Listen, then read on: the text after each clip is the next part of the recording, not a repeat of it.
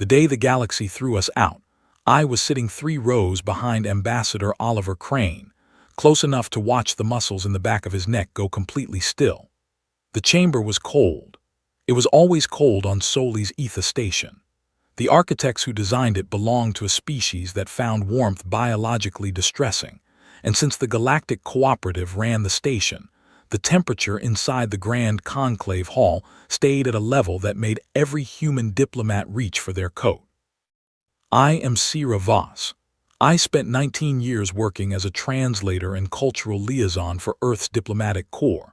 I speak 7 alien languages without a machine assist, and I have sat through more political proceedings than I can count.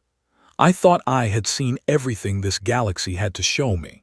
I thought, walking into that hall on the morning of the vote, that I was prepared for whatever came next. I was not prepared for how fast it happened. The Grand Arbiter, a Velthon named Selvoron, did not wait for the room to settle. The gavel had barely struck the resonance plate before his voice came through the translation relay, flat and final, the way a door sounds when it locks from the outside. The Galactic Cooperative, he said, had reached a decision regarding the status of the human species and all territories under human administration. The vote had been conducted over the previous 72 hours. The result was unanimous. Unanimous. I looked around the chamber. 640 delegate pods, arranged in a sweeping arc that curved upward toward the vaulted ceiling. Each pod held a representative from one of the Cooperative's member civilizations. I had worked alongside some of these beings for years. I had shared meals with the Tavath delegation, learned the 47 ceremonial greetings of the Oriole, sat through a 14-hour musical mediation with the Sen Collective, and not one of them had voted against this. Selvoron began reading the formal charge list. The first charge was something called unreasonable persistence in hazardous environments. The Cooperative's Research Commission had compiled data showing that humans continued to inhabit, expand, and thrive on planets rated Class Omega under the Cooperative's Lethality Index, a scale that went from 1 to 10. Class Omega meant the index had exceeded 10. It meant the world was, by every scientific standard the Cooperative accepted, too dangerous to support any intelligent species. Humans had 37 active colonies on Class Omega worlds. Selvoron read every world's name aloud. It took 4 minutes. The second charge was aberrant risk tolerance leading to galactic destabilization. 3 human-led expeditions in the last decade had entered regions of space the Cooperative had sealed off as structurally unsafe. 1 expedition had returned. The Cooperative presented this as evidence of recklessness. I had read the expedition report. The one that came back had brought 17 terabytes of data that human scientists were still working through. Selvoron did not mention that part. The third charge was harder to summarize. The Cooperative's language for it was long and formal, but what it meant, stripped down to its bones, was this. Humans made other species uncomfortable by existing near them. There was a phenomenon the Cooperative had been documenting for 50 years, ever since first contact. They called it the unease. It was a measurable physiological and psychological stress response that occurred in members of most cooperative species when humans were in proximity.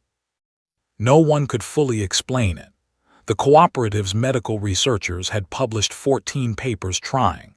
The leading theory was that other species, on some deep and ancient biological level, could sense that humans operated by a different set of rules, that they looked at danger and felt something other than the instinct to retreat. It made everyone else nervous. The fourth charge was the one that almost made me laugh. It was filed under excessive and disruptive adaptability. The Cooperative had spent the past century building an interstellar civilization on a foundation of predictable behavior. Every member species had clear, well-documented limits. Their tolerances for temperature, radiation, atmospheric pressure, social conflict, and resource scarcity were on file, updated annually, used to coordinate everything from colony placement to diplomatic scheduling. Humans did not fit any of those models. Every time the Cooperative's analysts built a framework to predict what humans would do next, humans did something else.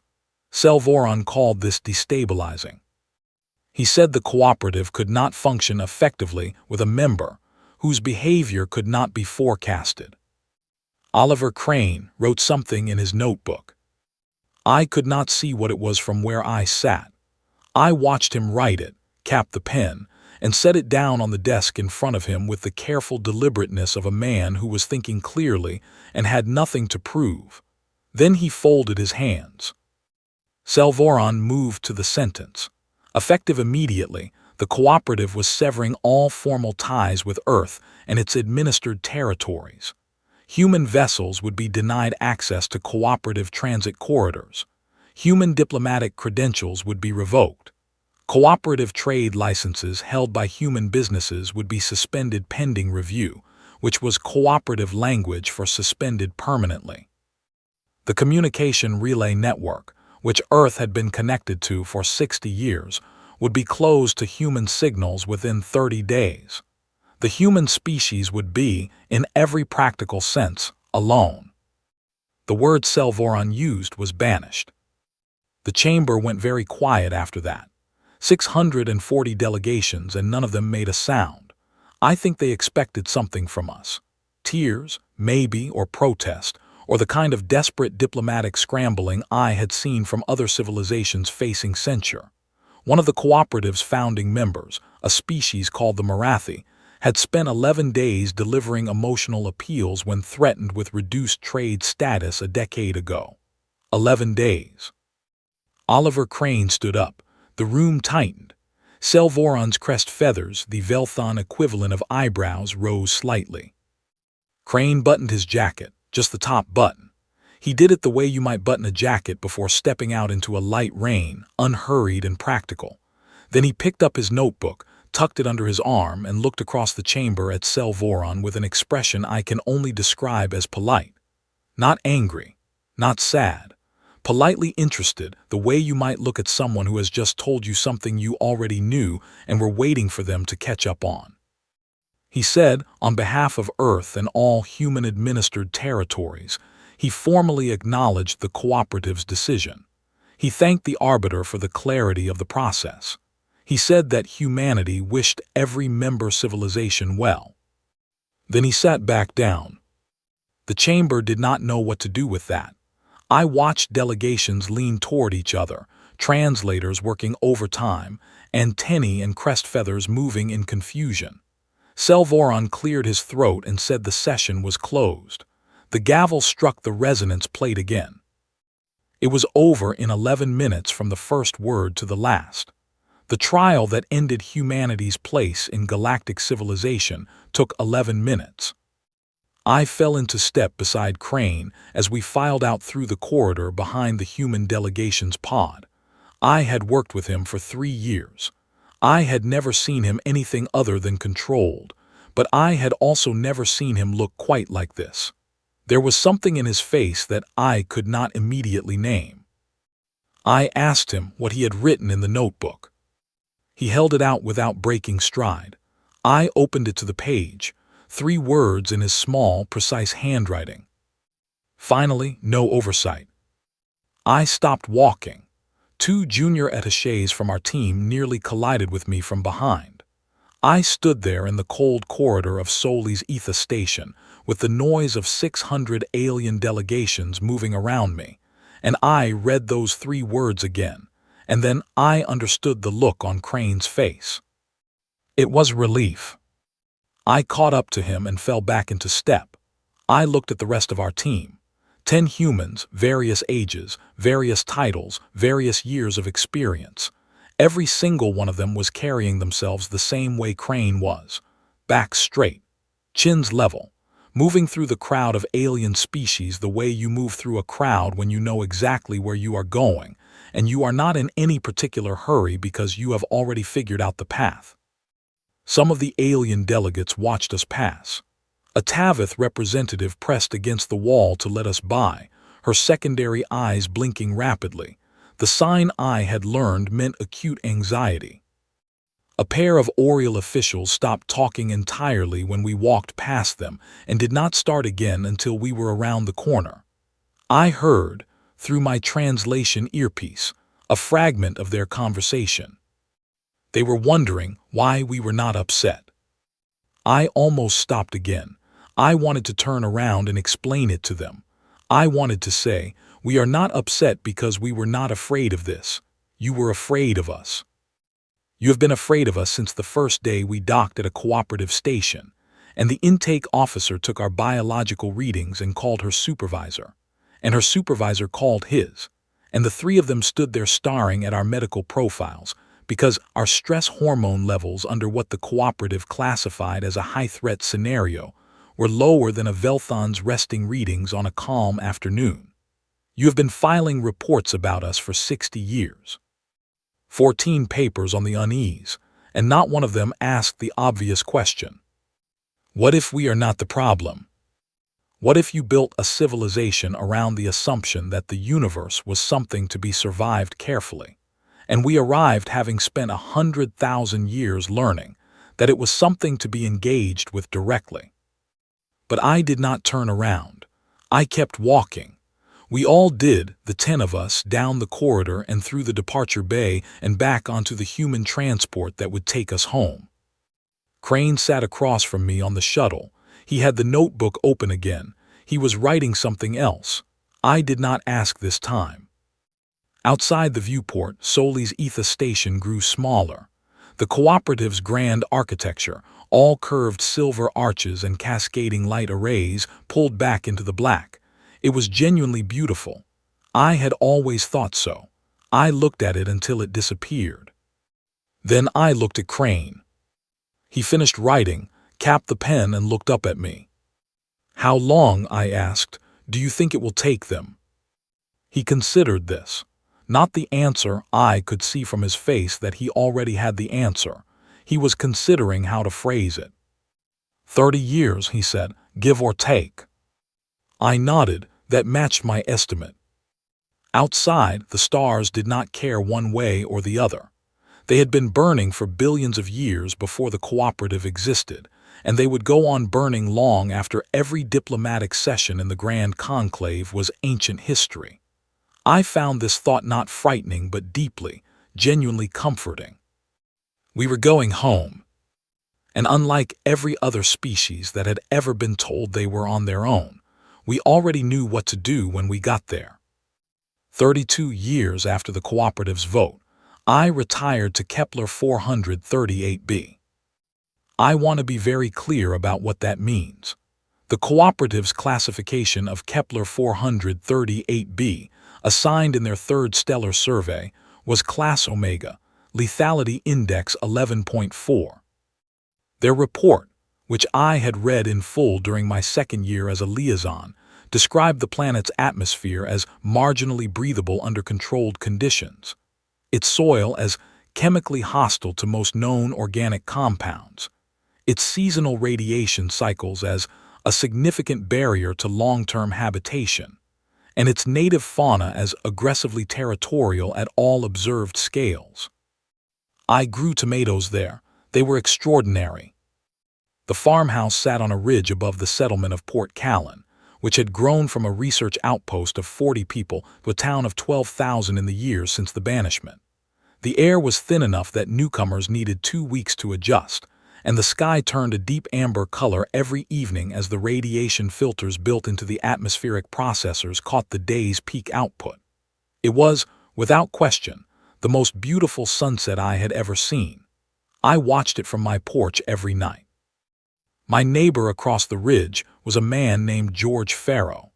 He was 63, a former geological engineer who had come to Kepler 438b on the second wave of settlement, and had since developed what he called a consulting business, and what I called a habit of going places that made the younger settlers nervous. He knocked on my door the morning after I arrived, handed me a jar of something he had fermented from a local plant that tasted like apple cider crossed with something electrical, and told me that the settlement's central relay was out again, and would I mind having a look. I told him I had been retired for 8 hours. He said the relay had been out for 6. I had a look at the relay. This is how the first year of my retirement went. I was theoretically done. 19 years in diplomatic service, 12 more consulting for Earth's new expansion office after the banishment, and then a pension, a small research stipend, and a farmhouse on a planet that the cooperative had written off as uninhabitable. I was supposed to read, write a little, tend my tomatoes, sleep more than 6 hours a night for the first time in a decade.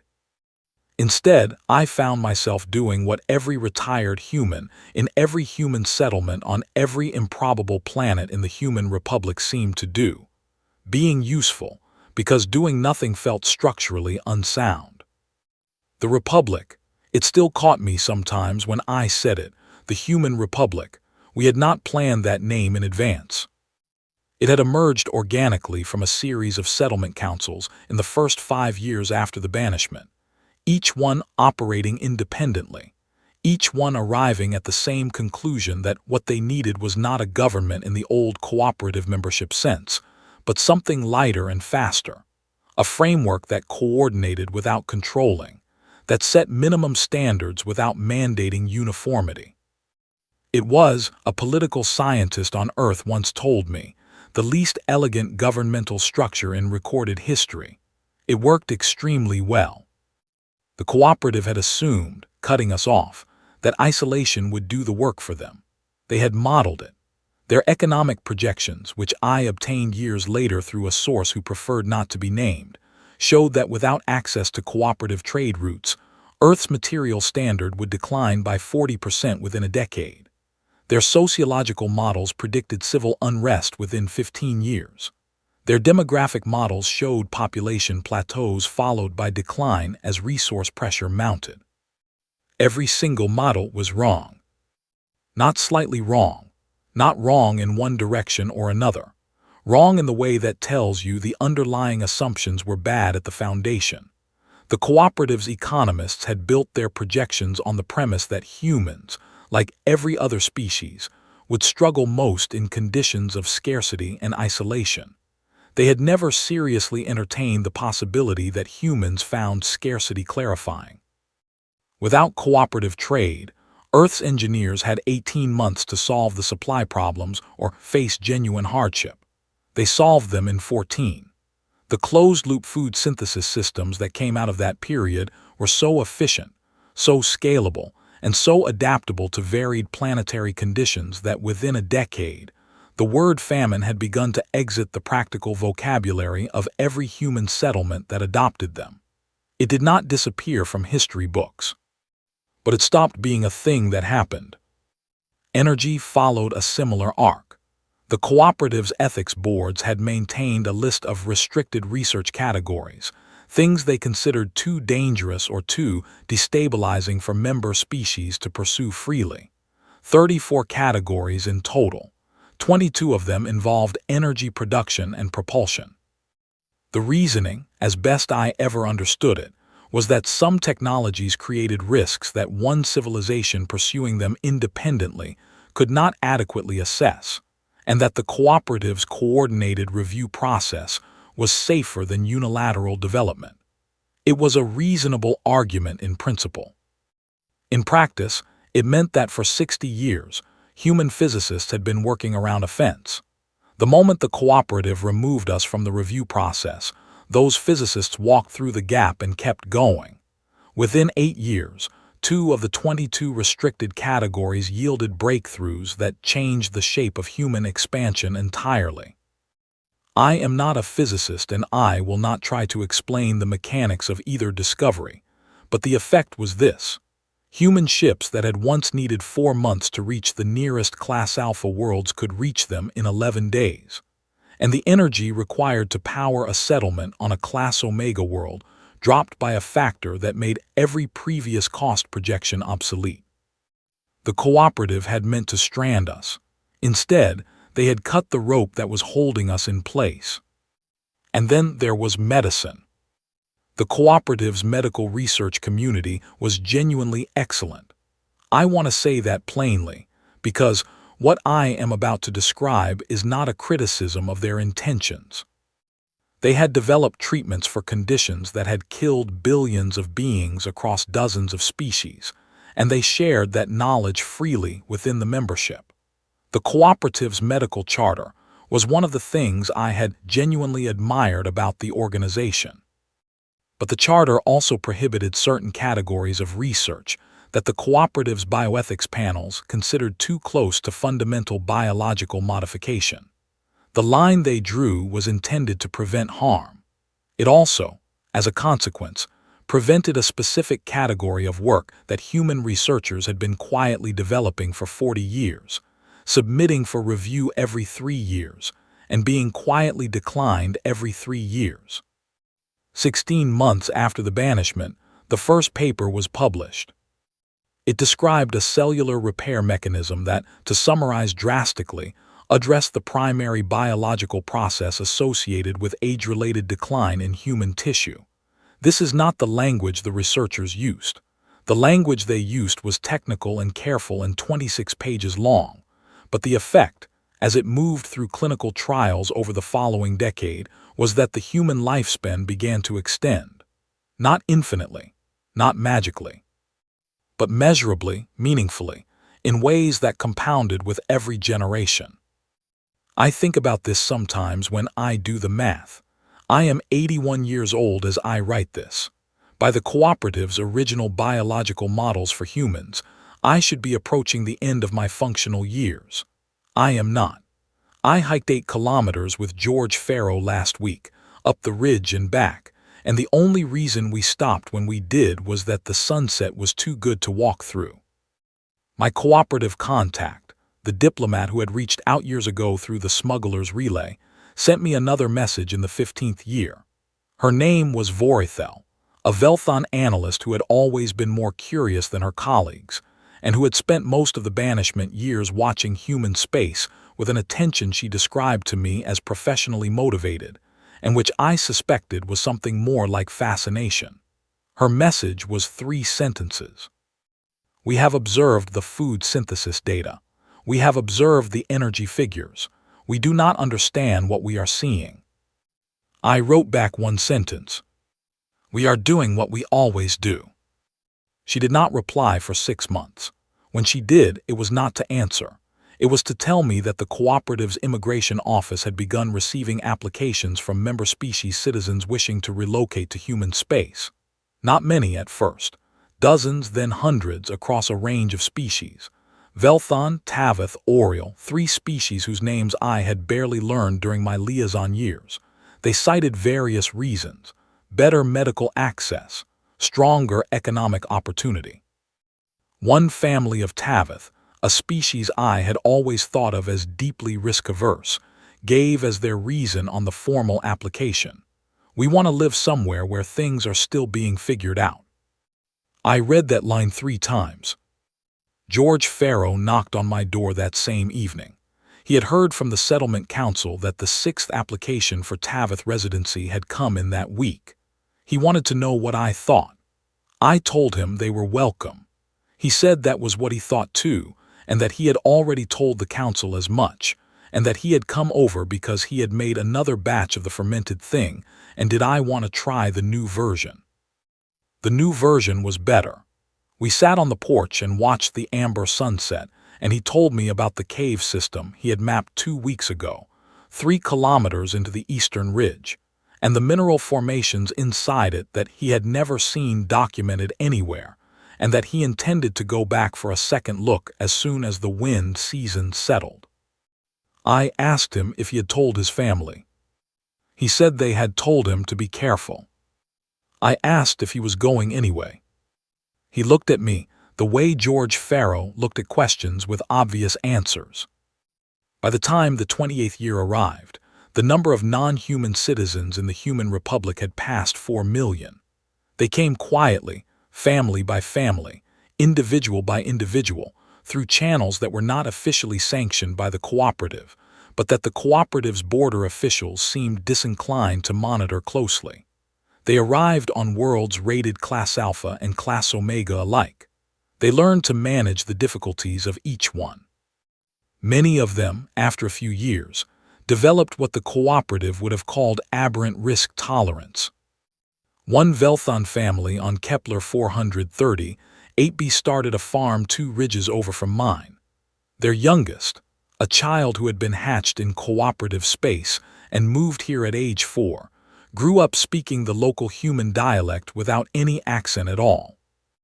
I saw him sometimes at the settlement market, arguing cheerfully with a Tavith merchant about the price of a particular seed variety, gesturing the way Velthon do not typically gesture, laughing the way no cooperative citizen had ever laughed in any chamber I had sat in. The galaxy was leaking into human space, slowly, quietly, family by family. And in cooperative space, something else was happening. I heard it first from Vorithel, then confirmed it from 3 other sources, then eventually read it in the dry language of cooperative economic dispatches that still found their way to me through various channels. The cooperative's infrastructure was developing problems. Not catastrophic ones, not yet, but the kind of slow, compounding problems that come from a system that has always relied on a particular component and then, suddenly, no longer has access to it. Human contractors had managed significant portions of the cooperative's frontier logistics for 60 years. Transit corridor maintenance, deep space relay upkeep, atmospheric processing on marginal worlds. When the banishment came, the cooperative's administrators had been confident that member species engineers could absorb these functions. They had published a transition plan. The transition plan was not going well. It was not a crisis. It was a pattern. Relay stations running slower. Transit corridor maintenance windows stretching from scheduled weeks to unscheduled months.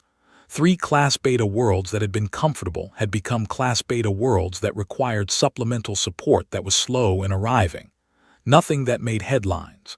Everything that made a very long document that Vorithel summarized for me in a message that arrived in the 29th year of the banishment with 2 words preceding the summary. They are meeting. I sat with those 2 words for a while. Crane had said 30 years, give or take. He had been in the end close enough. I called George Farrow over that evening. We sat on the porch. I told him what Vorithel had said. He was quiet for a moment, turning his glass in his hands, watching the amber sky go dark above the ridge. Then he said, good. Just that good.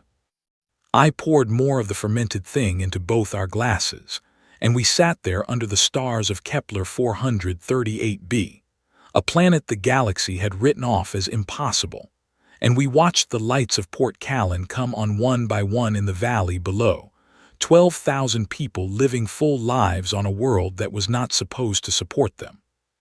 And I thought, we were never the problem they thought we were. We were always just the answer to a question they had not learned to ask yet. They were about to learn. I want to describe the first moment precisely, because I wrote it down immediately after, while the shuttle was still docking, while my hands were still carrying the particular kind of steady that comes not from calm but from certainty. We had known the cooperative's delegation was coming for 6 months. Not from any official communication. The cooperative had not sent us a message, not through any direct channel, because that would have required them to acknowledge that we existed in an official capacity, and their legal apparatus had not yet worked out how to do that without implicitly admitting the banishment had failed. Instead, we had known because Vorithel had told me, because 4 other sources I had cultivated across 30 years had told me, because the cooperative's own financial disclosures, which were public under their charter, and which our economic analysts read with the focused attention of people who understood exactly what to look for, had begun showing the specific pattern of expenditure that preceded a diplomatic mission. We had 6 months, we used them well. The station the cooperative's delegation was flying toward had been called Junction 7 when the cooperative built it, 40 years ago, as a way station on the outer edge of what had then been the human cooperative border. After the banishment, when the border ceased to exist because the cooperative stopped recognizing us, Junction 7 drifted into technical ambiguity. Nobody serviced it. Nobody claimed it. For 8 years it sat dark and silent, running on minimal power, the kind of place that appeared on navigation charts as a small gray marker and a warning about uncertain structural status. Then a human engineering team arrived, took one look at the bones of the place, and spent 2 years rebuilding it into something that would have been unrecognizable to the original architects. It was now called a simple name: Welcome Back. I will not pretend the name was an accident. The station director was a woman named Claire Holden. I had known her for 15 years, since she ran logistics for one of the early Class Omega settlement waves, and the reason I trusted her was that she had a specific quality I had always valued above most others in difficult situations. She did not perform confidence. She simply had it. When I arrived at Welcome Back 48 hours before the cooperative's delegation, she met me in the bay with a handshake and a detailed briefing and no preamble. The Human Republic's negotiating team was already aboard, 7 people. I was the 8th.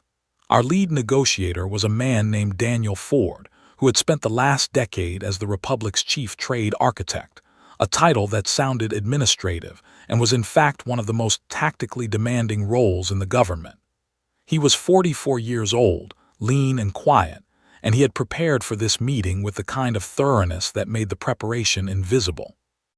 When I joined his team in the conference room for our final brief, the tables were clean. There were no stacks of paper, no nervous assistants shuffling files. There were 7 people and a projected display showing nothing but the cooperative delegation's arrival time. Ford looked at me when I walked in and said simply, "Good, we can start." He walked us through the 3 positions the cooperative was likely to open with, based on everything we knew about their internal debates. The first was a reinstatement offer. Humanity would be welcomed back into the cooperative as a full member on the existing terms, as if the banishment had been a temporary suspension. The second was a conditional offer. Humanity would be welcomed back as a probationary member with reduced representation and enhanced monitoring protocols for a period of 25 years.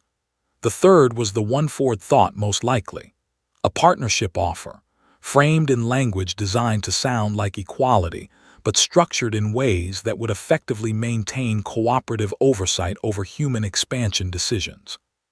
Ford said the correct response to all 3 was the same: silence. Not permanent silence, not aggressive silence, just the specific, neutral, unhurried silence of people who have been asked to accept something they do not need. He said we would let the cooperative delegation speak. We would listen carefully and visibly. We would ask a small number of clarifying questions, and we would not indicate a position for as long as it took for the other side to understand that the urgency in the room was entirely theirs. I had seen this tactic once before. Oliver Crane had used a version of it in the Grand Conclave on the day they banished us, though at that point it had been more instinct than strategy. Ford had built it into an architecture. I respected that. The cooperative delegation arrived at Welcome Back Station on a Tuesday morning local time, aboard a vessel that was newer and more formal than anything I had seen them deploy in my diplomatic years. 12 beings in total. Lead negotiator was a Velthon named Orith Sel, young for the role, chosen, I suspected, because the elder diplomats wanted someone who could claim ignorance of the banishment era's internal politics if anything went wrong. He was accompanied by 2 Tavith legal advisors, a pair of Oriel economic analysts, and several others whose species I recognized but whose specific roles were unclear. When Orithsel stepped onto Welcome Back Station and saw the interior, he stopped. Claire Holden told me later that she had watched his crest feathers do something she had never seen a Velthon's crest feathers do in a professional setting.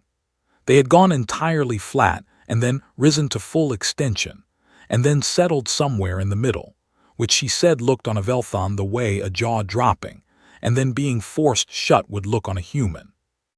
What Orithsel was seeing was a station, a fully operational, meticulously maintained, thoroughly modern station that should not have existed.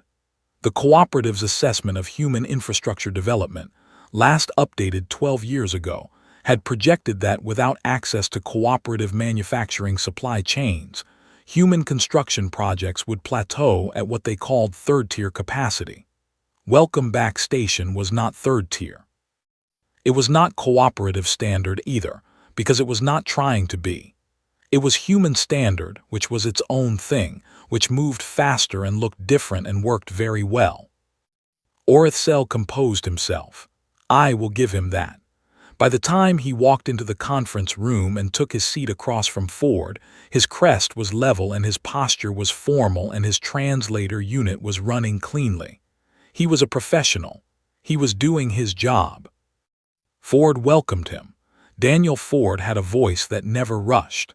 He spoke to Orithsel with the same specific warmth you use towards someone you are meeting for the first time and intend to deal with fairly. He said he was glad the cooperative had reached out. He said the Human Republic valued dialogue. He said he hoped the transit from cooperative space had been comfortable. Orithsel said the transit had been fine and moved immediately to the matter at hand. He presented the cooperative's offer. It was the third option Ford had predicted, the partnership framework with oversight mechanisms buried in the language of mutual consultation. Orithsel delivered it well. He emphasized the benefits to humanity. He used phrases like restored access and reintegration into the broader community of civilizations. He did not say what the cooperative was getting from the arrangement, but the cooperative was getting a great deal. Access to human medical technology, human energy systems, and the logistics capacity that had been slowly draining out of cooperative frontier operations for 30 years. Ford listened. He asked 2 clarifying questions, both of them genuinely clarifying, nothing pointed or adversarial. Then he said pleasantly that the team would need some time to consider the terms. Orithsel said he understood. He expected the consideration to take perhaps a day or 2. Ford said that seemed reasonable, and that in the meantime, he hoped Orithsel's team would make use of the station's facilities. Claire Holden's team had prepared quarters, meals, and a briefing room for the cooperative delegates. They left the conference room. Ford looked at me. I looked at Ford. Neither of us said anything for a moment. Then he said, Day 3. He meant that was when we would respond, not day 1 or 2. Day 3. The cooperative delegation spent those 2 days on the station. They toured the facilities, which were impressive by design but not ostentatiously so. They ate in the shared dining area, where they were surrounded by human staff who were friendly and busy and clearly not suffering from isolation or resource scarcity. The economic analysts asked Claire Holden a number of questions about supply chains and maintenance schedules. She answered every one of them fully and accurately. The answers were all good news. That was not an accident either. On the morning of Day 3, I was walking the corridor to the conference room when I fell into step beside one of the Tavith legal advisors. Her name, per the delegation roster, was Ventassa. She had been taking notes constantly since she arrived, a small Tavith habit of documentation that I recognized from my liaison years. She looked at me and then looked away, the way Tavith do when they want to speak but are calculating the etiquette. I waited. She said quietly, the station medical bay, the equipment. I said yes. She said, we do not have that equipment in cooperative space. I said, I know. She said nothing else. She turned off at the corridor junction and went the other way, but the way she said it stayed with me, not as an accusation, not with envy, with something quieter which was closer to an accounting, an inventory of what the cooperative had not had and had not noticed it was missing. Ford sat down at the conference table at 9 in the morning on Day 3 and told Orithsel that the Human Republic had considered the cooperative's proposal carefully and that we had an answer. The answer was no. Not to dialogue, not to a relationship, no to the specific proposal as structured. We were not interested in returning to the cooperative as members of any kind. We were not interested in oversight mechanisms described as consultation. We were not interested in any framework that treated the past 50 years as an interruption in the natural order of things rather than what it had actually been, which was a transformation in the actual order of things. What we were interested in, Ford said, was a trade agreement. Comprehensive, bilateral, specific, goods, services, technology, on terms that both parties negotiated freely as sovereign equals. Orithsel was very still. Ford said, the Human Republic would also welcome a formal application from the cooperative for associate partner status. Associate partners received access to human transit corridors, shared research databases, and joint infrastructure projects. Associate partners did not have oversight authority over human governance or expansion. I watched Orithsel's translator unit process the phrase associate partner status. The unit was high-quality cooperative technology, the best available. It managed the translation in 3 seconds. Then Orithsel's crest feathers did the thing they had done when he stepped onto the station. He said, "You are proposing that the cooperative apply to join your framework." Ford said, "We are proposing a partnership of equals in which both parties access the formal structure that best serves their interests. The cooperative is welcome to pursue observer status initially if the full associate application requires internal approval time." Orithsel looked at me. I was not sure why. Maybe because I had been around long enough that he had read my history, the liaison years, the banishment era consulting, and he was looking for something familiar in a room that had stopped being familiar the moment he walked in. I looked back at him steadily and said nothing. The negotiation took 4 more days. Ford's team handled the technical sessions. I sat in on 2 of them and spent the rest of my time talking with Ventassa and one of the Oriel analysts, a being named Rethsal who was deeply and openly curious about the human education system and kept asking questions I found more and more interesting as the days went on. The final agreement was not everything we wanted or everything the cooperative wanted. That is what an agreement between equals looks like. There was one clause I negotiated personally. I asked for it in a private session with Orithsel on the last afternoon, just the 2 of us and our translators. It was a short clause. It said that the cooperative's formal record of the banishment would include a notation that the banishment had not achieved its intended effect. Orithsel said that was a symbolic request. I said yes. He looked at me for a long moment, then he signed. I thanked him. I meant it. The clause was symbolic in the way that most true things are symbolic. It would be in the record for as long as the record existed. Every historian, every student, every young diplomat who pulled those files in the centuries to come would read it. The cooperative told us we were finished. We grew.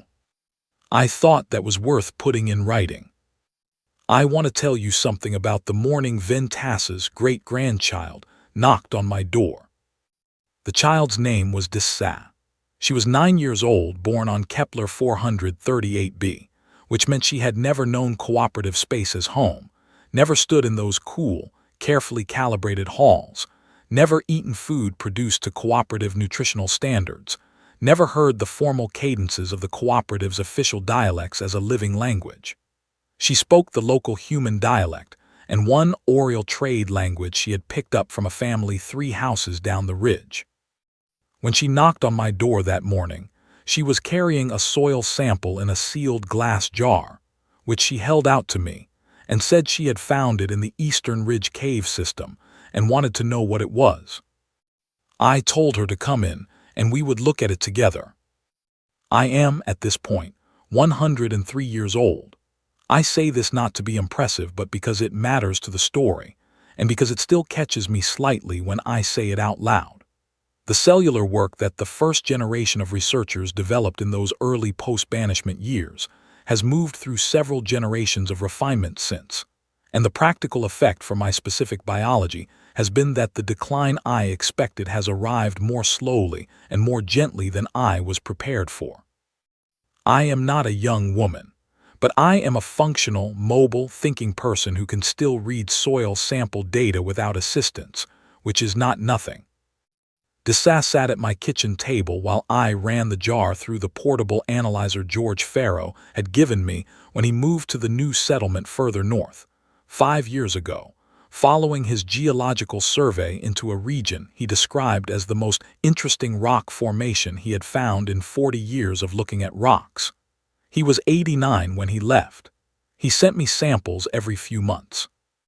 I ran them and sent him the results, and we talked about what they meant, and sometimes we disagreed, and the disagreements were always productive. The sample Dessas had brought was a mineral composite I had not seen before.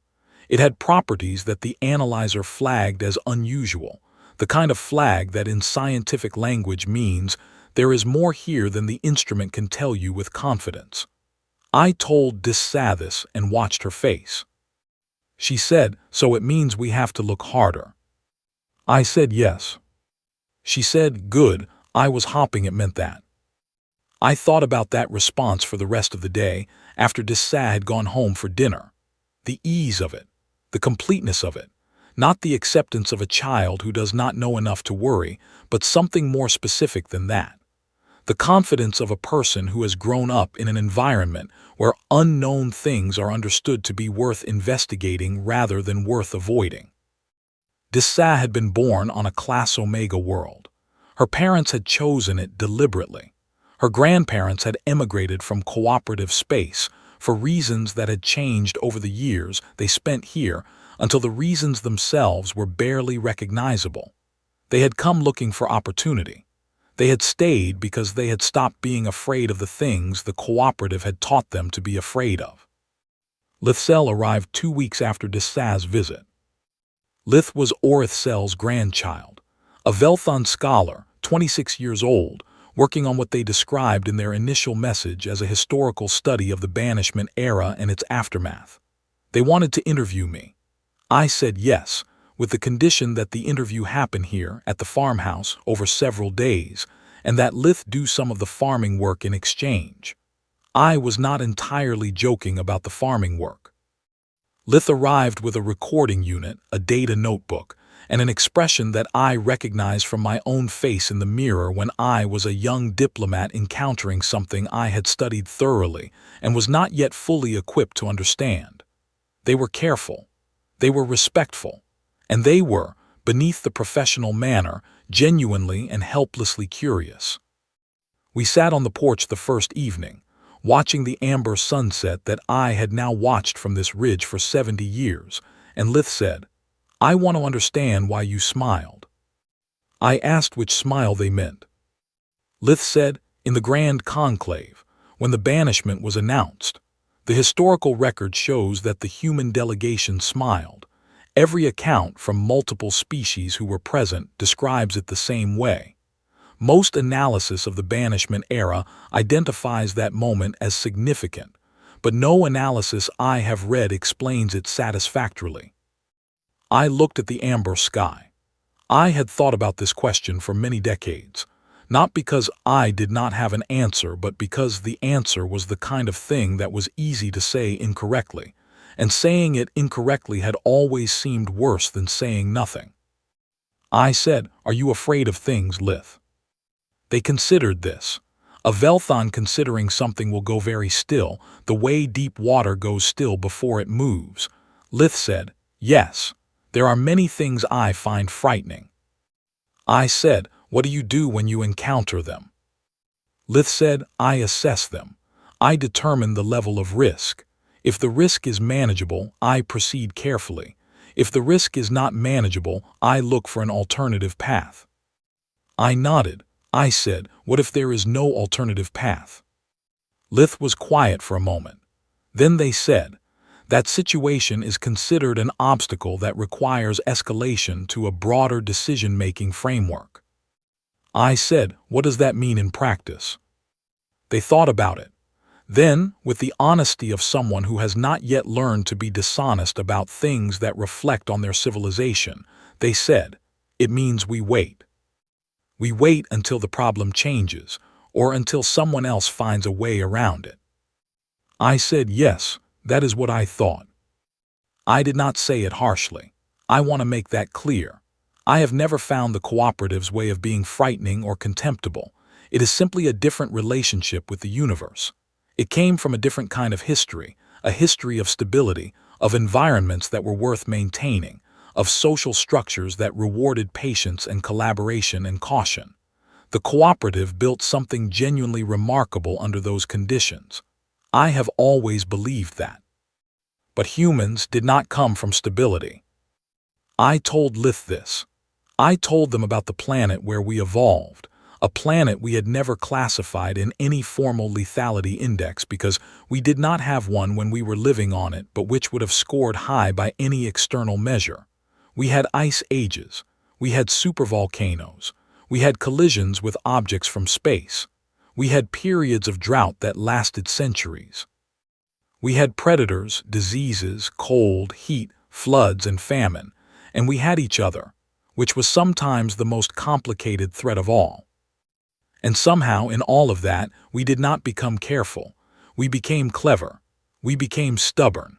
We became the specific variety of stubborn that does not stop when it hits a wall but starts looking for a tool. Lith said, but you must have been afraid. I said, constantly. We were afraid every single day for most of our history. Afraid of the dark, afraid of the winter, afraid of the thing moving at the edge of the firelight. Afraid of death, afraid of pain, afraid of each other. Fear is not something humans lack. It is something humans have in enormous quantity. I said, the difference is what the fear does to us. I tried to explain this. I told Lith that in most cooperative species, fear is a signal that ends the process. The nervous system reads the danger, calculates the risk, and chooses the path of reduced exposure. It is rational. It works. In humans, fear is also a signal that starts the process. The nervous system reads the danger, the adrenaline sharpens the focus, and the mind begins, almost involuntarily, to look for the way through. We are not braver than other species. We are not less afraid. We are just wired, by 100,000 years of surviving things that should have killed us, to experience fear as a kind of fuel rather than a kind of stop sign. Lith said quietly, so when the cooperative told you that you were on your own. I said, we heard that the obstacles between us and what we wanted to build had been removed. Lith was very still. I said, we smiled because we were relieved. 50 years of the cooperative telling us what we were not allowed to do, what research we could not pursue, what worlds we could not settle, what risks we could not take. And then, in one morning, all of it lifted. We were not abandoned. We were freed. Lith said, but you could not have known it would work out. I said, no, we could not have known that, but that is exactly the point. I let that sit for a moment. The amber light was fading. The first stars were coming through the atmospheric filter, the ones bright enough to cut through, the ones I had been watching from this ridge for 7 decades. I said, Lith, you asked me why we smiled. The real answer is this. We smiled because we had spent 60 years watching the cooperative make decisions from a position of fear. Fear of the unknown. Fear of what humans might do if not supervised. Fear of technologies that had not been tested. Fear of worlds that had not been cleared. And we had spent 60 years watching that fear make everything smaller, safer, and slower. And then the cooperative, in trying to punish us, accidentally gave us what every human in that room had secretly wanted: permission to stop being careful on someone else's behalf. Lith said, and if it had gone wrong? I said, it would have gone wrong and we would have fixed it. That is the other thing. We are not good at knowing when something is impossible. We have tried to do impossible things so many times that we have lost some of the instinct for recognizing them in advance. This has cost us. There are failures in our history that were terrible, expeditions that did not come back, colonies that did not survive, research paths that turned out to be wrong in costly ways. We know what failure feels like. I said, but here is the thing about a species that does not stop at the first wall or the second or the third. They build a lot of cities. I stood up and went inside. I came back with a small notebook. It was not the original. Crane's original was in a museum on Earth, but I had a copy made years ago because I wanted to be able to hold it. I handed it to Lith and told them to open it to the marked page. They read the 3 words. They looked up at me. I said, that is the whole story. 3 words written in the moment the cooperative announced our banishment. Finally, no oversight, not defiance, not bravado, relief. The relief of a species that had just been told the only thing standing between them and their potential was themselves. Lith held the notebook carefully, the way you hold something that has become more than an object. They said, the cooperative's analysts still argue about this. Some believe that the human expansion during the banishment years was a lucky accident, that the conditions happened to align. Others believe it was a deliberate strategy from the beginning. I said it was neither. It was something harder to model than either. It was people responding to their circumstances the way they always respond to their circumstances, by moving forward, by trying things, by failing and trying again. There was no grand plan in that chamber. There was a man writing 3 words in a notebook and a woman reading them over his shoulder and understanding what they meant about the next 50 years. There was a species that had just been told the galaxy did not want them and had simply decided to build one that did. Lith said nothing for a long time. The stars were properly out now. The settlement lights in the valley were steady below us. The amber sky had gone dark blue and the edge of it was starting to show the first deep purple that preceded the night. Lith finally said, I think I understand. I said, you will understand it better when you go home and realize you are not afraid of the journey. They looked at me. I said, you came to Kepler 438b. You came to a Class Omega world to interview an old woman about history. In cooperative space, that trip is not something young scholars do. The lethality index, the risk assessment, the medical preclearance, the emergency protocols. But you came anyway. Lith looked at me very carefully and said, I was afraid to come. I said, I know, and you came anyway. That, I told them, is the whole thing. Right there. You were afraid and you came anyway, and now you are sitting on the porch of a farmhouse on a world the galaxy gave up on, watching stars that do not care about any of our arguments, and you have been perfectly fine. Fear did not stop you. Lith said, but I had to work very hard to override it. I said, yes, so did we. For 100,000 years we had to work very hard to override it, and then it started becoming natural.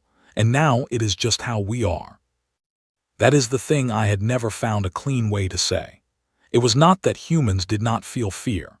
It was that we had practiced moving through it for so long that the practice had become physiology. The gap between feeling the fear and acting despite it had compressed, over generations, from something that required enormous effort into something that required only the ordinary daily courage that we did not even recognize as courage because it had become so routine. Dissa had looked at an unknown soil sample and said, good, I was hopping it meant that. She was 9. She had not fought her way to that response. It was simply her first response. It was the response of a child who had been born into a world that taught her, from the beginning, that the unknown was an invitation. Lith left the next morning. We had talked for 4 days, not just that evening.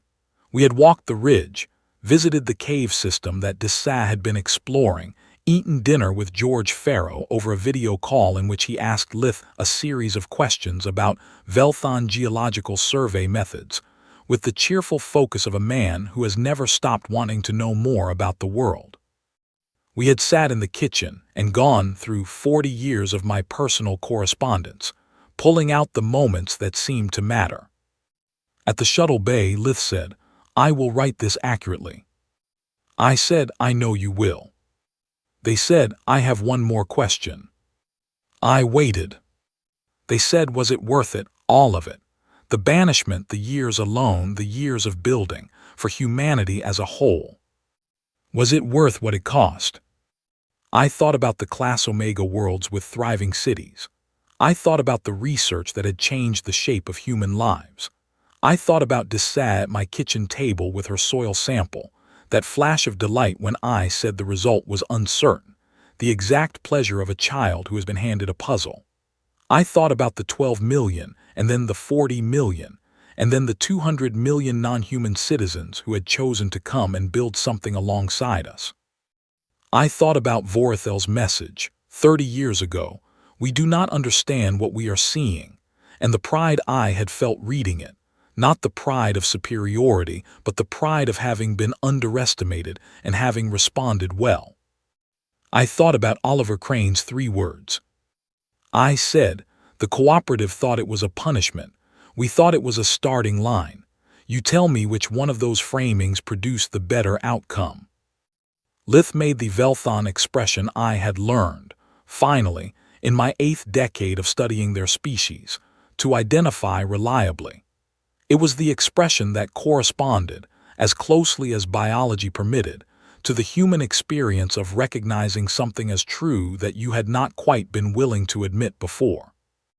I had first seen that expression on Orithsel's face in the negotiation room, 60 years ago, when Ford told him the Human Republic was open to reviewing the cooperative's application for associate status.